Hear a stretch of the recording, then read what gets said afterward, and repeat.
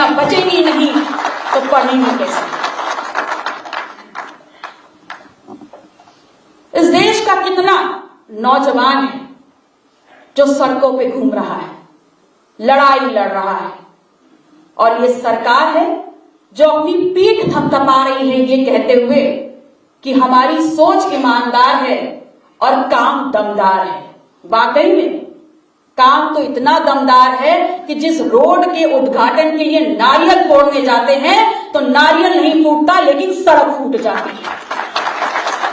और सोच इतनी ईमानदार है, इतनी ईमानदार सोच है कि 69,000 शिक्षक भर्ती के लिए हमारे समाज के लड़के लड़कियां पिछले 5 महीने से इसी इको गार्डन में अनशन कर रहे हैं, लड़ाई लड़ रहे हैं, लेकिन सरकार के कान में जू नहीं रेंग रही है। ये इतने न्यायप्रिय हैं, ये इतनी सच्चाई नीयत रखते हैं कि वाकई में यदि इनकी नीयत साफ थी तो नीट में 27% ओबीसी के आरक्षण के लिए हम लोगों को सड़कों में क्यों उतरना पड़ा? अगर इनकी नीयत साफ थी तो 27% आरक्षण पहले से लागू क्यों नहीं था? यह हमें सोचना होगा। न्याय की बात करते हैं और न्यायप्रिय होने का डंका बजाते हैं। अगर न्यायप्रिय है तो न्याय सड़कों पे दिखना चाहिए। ऐसा नहीं होना चाहिए कि एक बाप जो अपनी बच्ची को लेकर सड़क पे जा रहा है, कानपुर की घटना याद कर लीजिए, पुलिस उसको खदेड़ के मार रही है। अगर न्यायप्रिय है तो फिर वो किसान जो खाद लेने जाता है उसको पुलिस क्यों मार रही है? अगर न्यायप्रिय है तो मुझे ये बताने का काम करें कि इलाहाबाद कर्चना में जब दलित परिवार के 4 लोगों को मारा जाता है तो सरकार उसकी सुनवाई क्यों नहीं करती है? अगर न्यायप्रिय है तो आपको बताना होगा कि जिन लोगों का शोषण हो रहा है उनके लिए आपकी क्या नीति, क्या रीति और क्या सोच है, यह आपको दर्शाना होगा इस समाज को। मैं आपसे ये कहना चाहती हूं कि इनकी एक प्रणाली रही है, इनका एक थॉट प्रोसेस रहा है कि ये किसी भी चीज में नाक सीधी नहीं पकड़ते, हमेशा घुमा के पकड़ते हैं। और इनको आरक्षण खत्म करना है, इनको हमें दोबारा सड़कों पे ला देना है, इसलिए नौकरियां सीधे सीधे ना खत्म करके नाक घुमा के पकड़ रहे हैं। LIC बेच दी, हवाई अड्डे बेच दिए, ट्रांसपोर्ट बेच दिया, रेलवे बेच दिया। तो ये बताइए, जब सरकारी संस्थान नहीं रहेंगे तो आरक्षण की लड़ाई किसके लिए लड़ेंगे आप? जब आरक्षण सिर्फ कागजों पे रह जाएगा तो आप कैसे कल्पना करते हैं कि हमारा समाज, जिसको संविधान ने डॉक्टर भीमराव अंबेडकर ने यह अधिकार दिया था कि हमें 27% आरक्षण मिलना चाहिए, अगर वो सिर्फ कागजों पे रह जाएगा तो हम कैसे उम्मीद करते हैं कि संविधान इस देश में लागू है? अगर हमें पढ़ने की छूट नहीं है, अगर हमें नौकरी करने की छूट नहीं है, अगर हमें अपनी बात बोलने की छूट नहीं है, तो फिर ये देश है किसका और इसको चला कौन रहा है, यह हमें सोचना होगा। अगर आरक्षण चला गया तो कल्पना करिए कि संविधान में जब आरक्षण मिला, 75 वर्ष आजादी के बाद भी आज आरक्षण का वो कोटा पूरा नहीं हो पाया है और हम आज भी पूर्ण रूप से विकसित नहीं हो पाए हैं, इस देश की मुख्य धारा में जुड़ नहीं पाए हैं। तो जब आरक्षण कागजों पे रह जाएगा तो हमारे समाज में क्या होगा, इसकी कल्पना करिए। हमारी पीढ़ियां किस ओर जाएंगी, इसकी कल्पना करिए। मैं आप लोगों से ये कहना चाहती हूं कि ये याद रखिएगा, जब तक इस देश में जातिवार जनगणना नहीं होगी, इस बार इस देश का कमेरा समाज जनगणना होने नहीं देगा। क्योंकि जातिवार जनगणना इस देश समाज के बहुमुखी विकास के लिए आज के वक्त की सबसे अहम मांग है। और अगर ये नहीं होता है तो हमें कभी पता नहीं चल पाएगा कि इस देश का ये पिछड़ा समाज कितना बड़ा समाज है। हमें कभी यह आंकलन नहीं हो पाएगा कि इस देश में हमारी ताकत कितनी बड़ी है। और अगर जातिवार जनगणना हो गई तो हमें अपनी ताकत का अंदाजा होगा और फिर हम सीना ठोक के कहेंगे कि जिस समाज की होगी जितनी संख्या भारी, उस समाज की होगी उतनी भागीदारी, और जिसकी होगी जितनी भागीदारी इस देश के सदन, इस देश के विकास, इस देश की संपदा, इस देश की शिक्षा, इस देश के स्वास्थ्य, इस देश के रोजगार में उस समाज की होगी उतनी जिम्मेदारी। और हम बना के रहेंगे एक ऐसे समाज को जहां पर पायदान के सबसे नीचे खड़े एक व्यक्ति को भी हम समाज की मुख्य धारा में, व्यवस्था की मुख्य धारा में लाकर खड़ा करने का काम कर देंगे।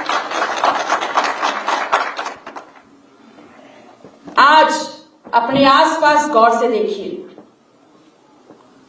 शिक्षक परेशान, व्यापारी परेशान, छात्र परेशान, अधिवक्ता परेशान, डॉक्टर परेशान, महिला परेशान, पत्रकार परेशान।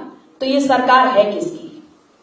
जब सब बर्बाद हैं, जब सब परेशान हैं, जब सबका शोषण हो रहा है, तो विकल्प सिर्फ एक है। विकल्प ये है कि जब मैं अपनी रिसर्च कर रही थी तो मुझे बताया गया था कि जब कैंसर बहुत अधिक बढ़ जाए तो उसका ऑपरेशन कर देना चाहिए। और आज जब इस भारत माता रूपी शरीर में इन संगियों का ये कैंसर बहुत बढ़ चुका है, इनका ऑपरेशन कर देना चाहिए, तभी सामाजिक न्याय की ये आवाज बुलंद होगी। और आज मैं आप सभी के सामने ये संकल्प लेती हूं और आप सभी से कहूंगी, ये संकल्प पूरी ताकत से मेरे साथ दोहराइएगा कि इन आरक्षण विरोधी, इन संविधान विरोधी लोगों के लिए, उनको सत्ता से हटाने के लिए, सामाजिक न्याय व्यवस्था परिवर्तन की नींव रखने के लिए माननीय मुलायम सिंह जी के आशीर्वाद से, राजमाता जी के नेतृत्व में जिस सरकार की तरफ बढ़ने का काम हमारे बड़े भाई माननीय अखिलेश यादव जी 2022 के मुख्यमंत्री के रूप में कर रहे हैं, हम सभी पूरी ताकत से उनके साथ हर कोने पे खड़े होकर के उनकी आवाज को, उनके हाथों को एक नई ताकत देने का काम करेंगे। और ये याद रखिएगा कि हमारा मिशन है इस प्रदेश में सामाजिक न्याय की पद्धति को लागू करना। हमारा मिशन है इस प्रदेश में हर समाज को सम्मान दिलाना। हमारा मिशन है इस प्रदेश में हर हाथ को रोजगार दिलाना। हमारा मिशन है कि हम हर महिला को सुरक्षा गारंटी कर सकें। हमारा मिशन है कि हम हर व्यक्ति, हर बच्चे के हाथ में किताबें दे सकें और उससे शिक्षा दे सकें। हमारी ये गोलबंदी जिसमें समाजवादी पार्टी बड़े भाई की भूमिका में है, उस गोलबंदी में जहां अपना दल, सुहेलदेव भारतीय समाज पार्टी, महान दल, ये तमाम साथी छोटे भाइयों की भूमिका में है, हम सब ये गोलबंदी कर रहे हैं कि माननीय अखिलेश यादव जी को 2022 में एक बड़ा बदलाव करते हुए उस सत्ता की कुर्सी पर बैठाने का काम करें जहां पर हमारे समाज के बेटे और बेटी की आवाज बुलंद हो सके। इन संकल्पों के साथ, इन घोषणाओं के साथ कि जिस दिन हमारी सरकार बनेगी 300 यूनिट बिजली मुफ्त दी जाएगी, इन घोषणाओं के साथ कि किसानों के लोन पर ऋण माफ होगा, उनको बीमा और पेंशन मिलेगा, इन घोषणाओं के साथ कि किसानों को सिंचाई के लिए बिजली मुफ्त मिलेगी, इस घोषणा के साथ कि मेधावी छात्रों को लैपटॉप वितरित किए जाएंगे, इस घोषणा के साथ कि सामाजिक न्याय की आवाज को, उस मसौदे को आपके सामने वास्तविक रूप में क्रियान्वित करते हुए ये दिखाने का काम किया जाएगा कि वास्तविकता में इस गठबंधन की, इस गोलबंदी की एक साफ नीयत है जिसको लेकर हम आगे बढ़ना चाहते हैं।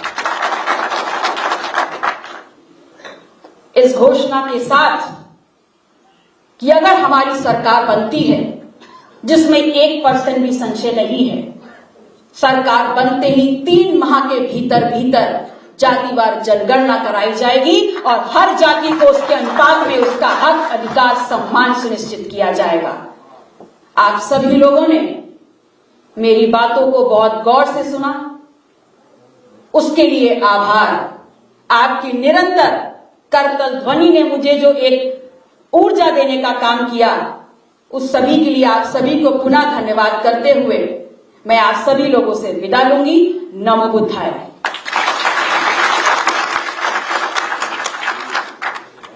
ये जना दे